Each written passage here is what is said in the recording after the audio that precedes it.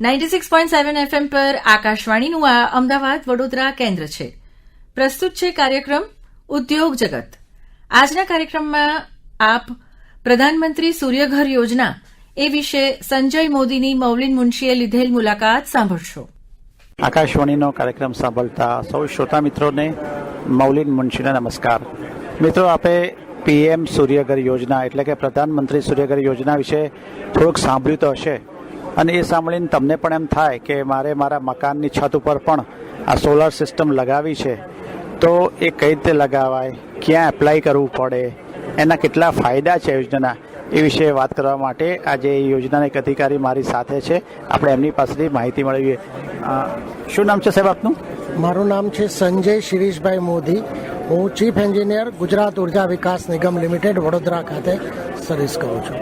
અચ્છા, હવે સાહેબ આપ કહેશો કે આ જે પીએમ સૂર્યઘર યોજના છે એ શું છે, અમારા શ્રોતાઓને એની વિશેષતાઓ જણાવશો? પીએમ સૂર્યઘર યોજના માનનીય વડાપ્રધાનશ્રીએ 13 ફેબ્રુઆરી 2024ના રોજ લોન્ચ કરી. એનો મેઇન પર્પઝ એવો છે કે જે ગ્રાહકો છે રહેણાંક કેરુના, એ લોકોને 300 યુનિટ સુધી વીજળી મફત આપી શકાય. એનો પર્પઝ એ હતો કે તમારે તમારા ઘરના છત ઉપર તમે રૂફટોપ સોલાર પેનલ લગાવો અને એમાં જે યુનિટ જનરેશન થાય છે એ તમારા બિલિંગ સાયકલ એટલે 2 મહિને જો બિલ આવતું હોય તો 2 મહિનાનું જનરેશન અને 2 મહિનાનું કન્ઝમ્પશન બાદ કરી અને જો વધારાના યુનિટ જનરેટ થયેલા હોય તો એ તમારા ગ્રીડમાં જશે.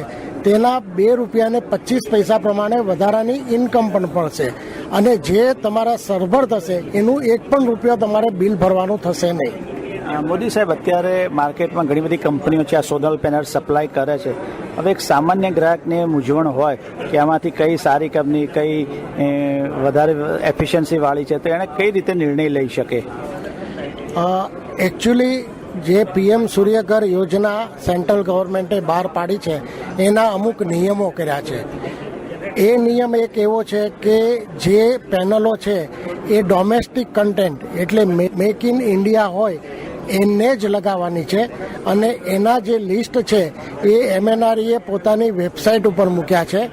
એમાંની કોઈ પણ સિલેક્ટ કરી અને તમે લગાવો તો જ એ વસ્તુની સબસિડી પણ આપે છે. મેઇન પર્પઝ ખાલી જનરેશન સાથે આપણા દેશમાં પેનલનું મેન્યુફેક્ચરિંગ વધે, લોકોની રોજગારી વધે, એ પણ આની સાથે ગોઠવવામાં આવેલું છે. મોદી સાહેબ, આ જે પેનલ છે એનું ગુજરાતમાં ક્યાંય પ્રોડક્શન થાય છે ખરું આ સોલાર પેનલ્સનું? ગુજરાતમાં 2 મોટી કંપનીઓ, વારી પછી અદાણી, પછી આમ જોવા જાઓ તો ઘણી બધી કંપનીઓ આપણે ત્યાં બનાવે છે. મારા આશરે 50 જેટલા પ્લાન્ટ તો ગુજરાતમાં સોલાર પેનલ બનાવતા છે. અચ્છા. એટલે એ બધા જ પેનલો ભલે નાના સ્કેલમાં હોય એ પણ બનાવે છે, અને આ જ પેનલોને એ લોકોએ સર્ટિફાઈડ કરવાની છે કે આ ઇન્ડિયામાં બનેલી છે, જે પેનલો આમાં વપરાય છે. એટલે એમ કહી શકાય કે આપણે હવે આત્મનિર્ભર બની ગયા છીએ. હા, આપણે એ બાબતમાં ઘણું બધું આત્મનિર્ભર બની ગયા છીએ. ધીમે ધીમે આપણે ઇન્વર્ટર પણ એ રીતના કરી રહ્યા છીએ. જેટલી બધી વસ્તુઓ શક્ય હોય તેટલી આપણે ઇન્ડિયામાં થાય એના માટેનો આપણા પૂરતા પ્રયત્નો હોય છે. હવે ઘણાને એ મૂંઝવણ હોય છે કે કેટલી પેનલ લગાવી, કોઈ કે 10 લગાવો, કોઈ કે 3 લગાવો, તો એ કઈ રીતે નક્કી થાય? એકચ્યુઅલી આ માટે તમારે પહેલાં તો તમારું કન્ઝમ્પશન કેટલું છે એ પહેલાં તમારે નક્કી કરવું પડે. દાખલા તરીકે ઉનાળામાં તમારું બિલ ₹2,000 આવે છે, અને આમ નોર્મલ કેસમાં 2 મહિને ₹2,000 બિલ આવે છે.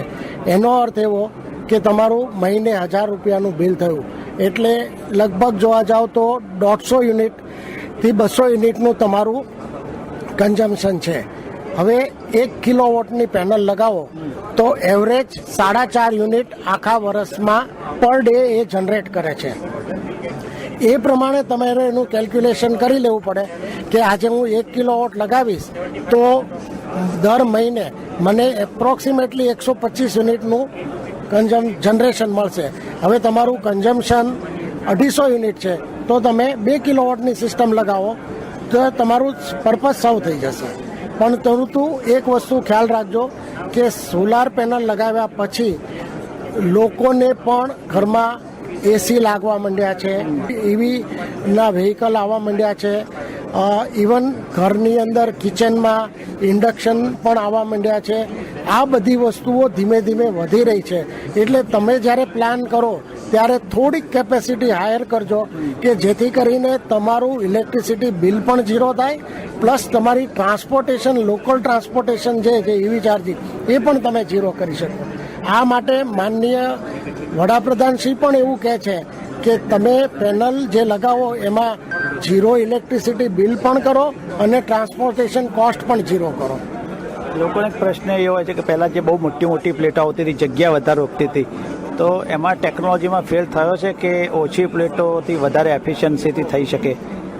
નોર્મલી પ્લેટની સાઇઝમાં એટલો મોટો ફરક નથી પડ્યો, પરંતુ પહેલાં જે એક પ્લેટ 300 વોટની, 350 વોટની, 350ની હતી એ અત્યારે 500થી 600, 650 વોટ સુધીની પણ આવી હશે.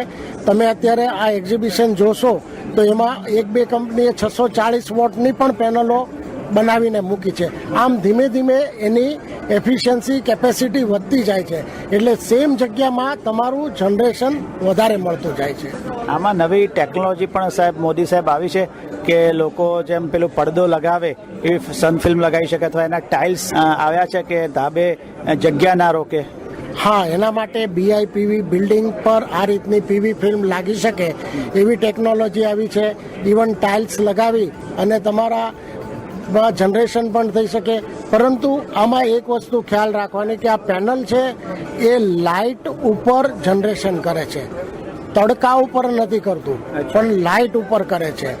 એટલે તમારી જે નોર્મલી જે સૌથી વધારે તમારો જે ડે ટાઈમ જે પાવર રહેતો હોય એવી જગ્યાએ લગાવો ત્યાં મળશે. પણ એવું બને ત્યાં સુધી ખુલ્લામાં લગાવી, અને નોર્મલી તમે અત્યારે જોશો તો સાઉથ વેસ્ટ સાઈડમાં બધી પેનલો લાગેલી હોય છે. બરાબર, એટલે જ્યાં તડકો આખા દિવસ આવતો હોય એવી જગ્યાએ લગાવવું જોઈએ. તડકો કરતા લાઇટ આખા દિવસ ત્યાં રહેતી હોય, પ્રકાશ રહે, એ બહુ મહત્વનું છે.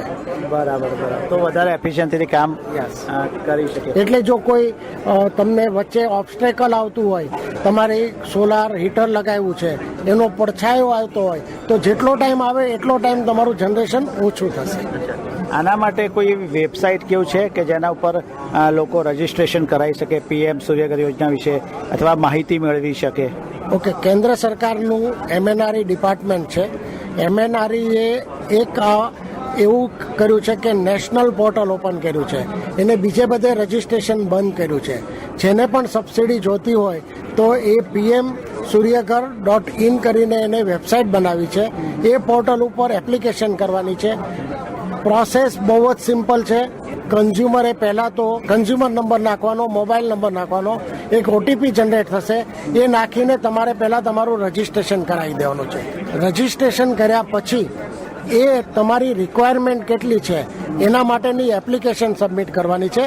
એ સેકન્ડ ટાઈમ તમે જ્યારે તમારો મોબાઈલ નંબર નાખશો એટલે તમને એ કન્ઝ્યુમરની તમારી બધી જ ડિટેલ મળી જશે કે તમારું નામ શું છે, તમારો કોન્ટ્રાક્ટેડ લોડ શું છે, તમારું કયા ગામમાં કનેક્શન છે, કયું તમારું સબ ડિવિઝન, ડિવિઝન, સર્કલ, એ બધી જ વિગત ઓટો પોપ્યુલેટ થઈ જશે. તમારે તમારું બિલ અપલોડ કરવાનું છે અને તમારે કેટલી કેપેસિટી જોવે છે એ એન્ટર કરી અને સબમિટ કરી દેવાનું છે. પછી તમારું કામ પૂરું છે.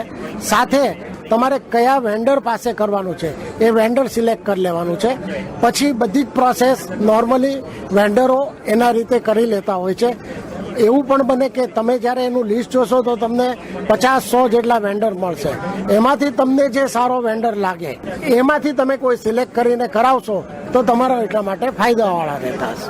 આમાં સાહેબ આની જે ટોટલી ક્ષમતા હોય એની કામ કેટલા 20 વર્ષ 25 વર્ષ કેટલા વર્ષની હોય છે એનું આયુષ્ય? સ્કીમ મુજબ આખી સિસ્ટમ માટે 5 વર્ષનું એ લોકોએ જે એજન્સી નાખે એને તમારી સાથે એગ્રીમેન્ટ કરવાનું છે, અને એગ્રીમેન્ટ એને નેશનલ પોર્ટલ ઉપર અપલોડ કરવાનું છે. પ્લસ ઇન્વર્ટર છે એ પણ એમાં આવી ગયું, અને પેનલ માટે એને 25 વર્ષનું તમારી સાથે એને બાંહેધરી આપવાની છે કે આમાં 25 વર્ષ સુધી કંઈ પણ થશે તો એવું રિપ્લેસ કરી દેવાની મારી જવાબદારી છે. એટલે આમાં બગડે તો રિપ્લેસ જ કરવું પડે પેનલ? પેનલની અંદર જો માઇનોર ફોલ્ટ કંઈક આપણે સોલ્ડરિંગ ગયું હોય તો એ લોકો કરી શકતા હોય છે, પણ એની એફિશિયન્સી ડાઉન થઈ હોય તો પછી એને પેનલ બદલાવી પડે. આકાશવાણી સાથે વાત કરી મોદી સાહેબ એ માટે આપનો ખૂબ ખૂબ આભાર. આપ હમણાં જ સાંભળી રહ્યા હતા કાર્યક્રમ ઉદ્યોગ જગત. આજના કાર્યક્રમમાં આપે પ્રધાનમંત્રી સૂર્યઘર યોજના એ વિશે સંજય મોદીની મૌલિન મુનશીએ લીધેલ મુલાકાત સાંભળી.